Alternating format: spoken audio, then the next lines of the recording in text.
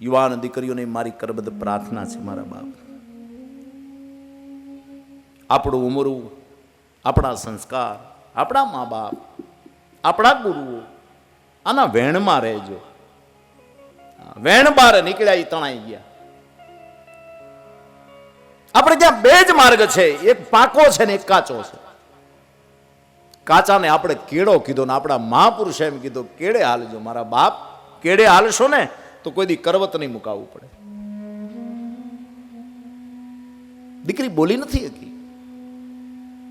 સંક્ષેપમાં મૂળદાસજીએ કીધું બેટા એવું છે, સામેના જે પક્ષ છે એને કહેજે હું બેઠો હોય કે જે કાંઈ પાપ છે એ આનું છે. આવું કોણ હોરે? જેનું ખમીર પૂરેપૂરું સનાતની હોય ને સાહેબ, એ જ હોરીએ, કે બીજાનું કામ નથી. રુધિયો જેનો રંગાઈ ગયો હોય, અને હવે જો હું તને મરવા દઉં તો મારી માણહાની લાજ,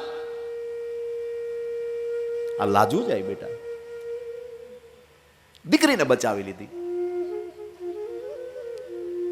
બીજા દિવસની ઘટના, દીકરી કીધું મારા પેટમાં પાપ છે. એનો બાપ મૂળદાસ બહુ નરી આંખે જોજો. જે ગામ વંદન કરતું હતું, જે પૂંજન અર્ચન કરતું હતું, એની તૈયારી અવળી કરી. હવે ગધેડું લઈ આવ્યા, ખાહડાનો હાર પહેરાવ્યો, બે હારી કીધું નીકળો. ગામની બારોબાર. પણ દીકરીને કીધું કે બેટા જો કશ તો તને રામ દુહાય છે, કહેતી નહીં કોઈને. સમય જાતા એ દીકરીને ત્યાં એક દીકરીનો જન્મ થયો. એ રતનબાઈ એક પુત્રીને જન્મ આપે છે. આખી એક કથની એક ખેડૂતે સાંભળેલી કે ન્યાય આવો હતો અને આપણે એક સાધુ સાથે અન્યાય કર્યો છે. પાછા ઈના પગે લાગવા આવ્યા. બાપુ ભાઈ આવો, આનું નામ સાધુ. હારું તોય રામ રામ, ખરાબ રામ રામ. કેમ છો? રામ રામ. આપણે ત્યાં રામ કેટલા છે તમે જો. ખાઈને હોવા જાય એને આરામ કહેવાય. પરાગજીભાઈ હવારે ન જાગી એને હે રામ કહેવાય. કેમ તો કે હાજે હુતા હુતા પછી હવારે જાગ્યા જ નહીં, હે રામ બોલો. પછી તો મસ્ત રામ, મનસારામ, ગોવિંદ રામ, આનંદ રામ, ભોજન રામ, પાણી રામ, પ્રસાદ રામ, અમારા સીતારામ. બધાને પોતપોતાની ટૂંકમાં વાત કરું, ભૂલ સમજાણી છે. બધાને બોલાવ્યા છે, એ દીકરાને બોલાવ્યો છે, એનું પાણી ગ્રહણ કર્યું. એને ત્યાં એક દીકરી થઈ. આનંદ રામના એક સાધુ ગોતી અને એ દીકરીનો વિવાહ કર્યો. સમય જાતા એ દીકરીના કુખે એક મહાપુરુષનો જન્મ થયો. આમ તમે કથની તો જુઓ સાહેબ, કેટલો પ્રવાહ હાલ્યો આવે છે.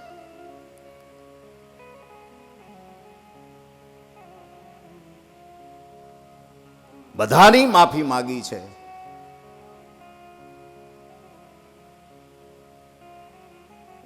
અને માફી માગતા માગતા મૂળદાસે એટલું જ ખાલી કીધું છે, માફી મારી ન હોય, મારા રામની માગો. તમે દ્રોહ રામનો કર્યો છે, મારો નથી કર્યો.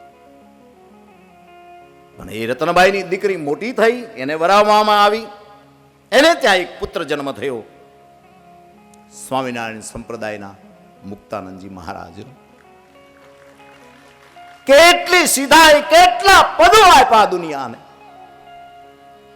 એક એક પદને આમ જયારે વાગોળતા વાગોળતા હૈયું વલોવાઈ જાય. કોઈ દીકરી આમાં નેત્રા લઈને મંથન કરતી હોય અને મંથનમાંથી જેમ આપણે આમ એક બાજુ માખણનો પિંડ નીકળતો જાય એ રીતે પારાવાર એક એક પદમાં.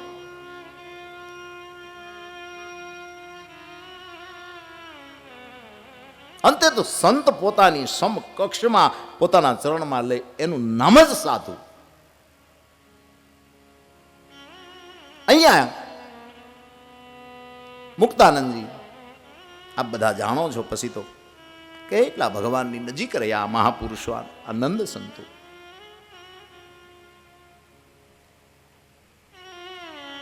ભોજલરામના ચરિત્રમાં પછી તો ભોજા બાપાના ઘણા ભજનો. બાપુ પ્રાણિયા ભજી લેને કીર્તાર, આ તો સપનું છે સંસાર. ભોજા બાપા પાછા કર્મવાદી હતા, ખેતી જાતે કરતા. એ કોઈને એમ ન કહેતા કોદાળી લઈ આવી તો, પાવડો લઈ આવી તો, તગારું લઈ આવી તો. આપણે તો સીંધી દઈ ઓલું તગારું લાવો. પછી એની ભજનના રૂપકો આપ્યા. કીડીબાઈની જાન એ રૂપક કરતા કરતા મારે અંતમાં જવું છે. ત્યારે આજના દિવસે મહાપુરુષનું કોઈ દી નિર્વાણ હોય જ નહીં. સમય પાકે ત્યારે આ ખોળિયું ખાલી કરે છે. પણ જલા બાપાને એવું કીધેલું કે જલારામ, મારો અંત સમય આવે ને ત્યારે હું વીરપુર આવીશ.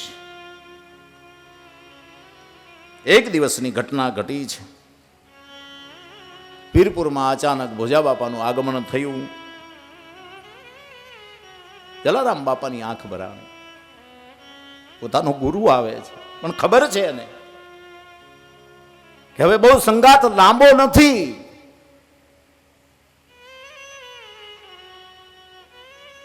બાપા આવ્યા,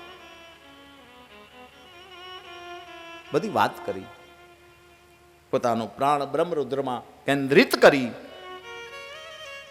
દેહનો ત્યાગ કરવાની તૈયારી કરી અને સમાધિ, મૂળ સ્થૂળ સમાધિ, જન્મ દેવકી ગાલોલમાં, કર્મભૂમિ ફતેપુરમાં અને એમનું નિર્વાણ પાછું વીરપુરમાં. આ મહાપુરુષો પછી ભોજા બાપાના વંશ પરંપરામાં કર્મણ ભગત અને જસા ભગત થયા. બાપા પોતે અવિવાહિત હતા. કર્મણ ભગતને કોઈ સંતાન નહોતું. જસા ભગતના 2 પુત્રો અર્જણ બાપા અને દત્તક લઈ ભોજા બાપાએ ગાદીએ બેહરેલા. અને અર્જણ ભગતના પુત્ર લક્ષ્મણ બાપા એ પ્રખણ રામાયણના ઉપાસક હતા અને તુલસી માનતા. એ વખતે ચોપાઈઓનો અનુવાદ કરતા કરતા આખી રામકથા લખેલી.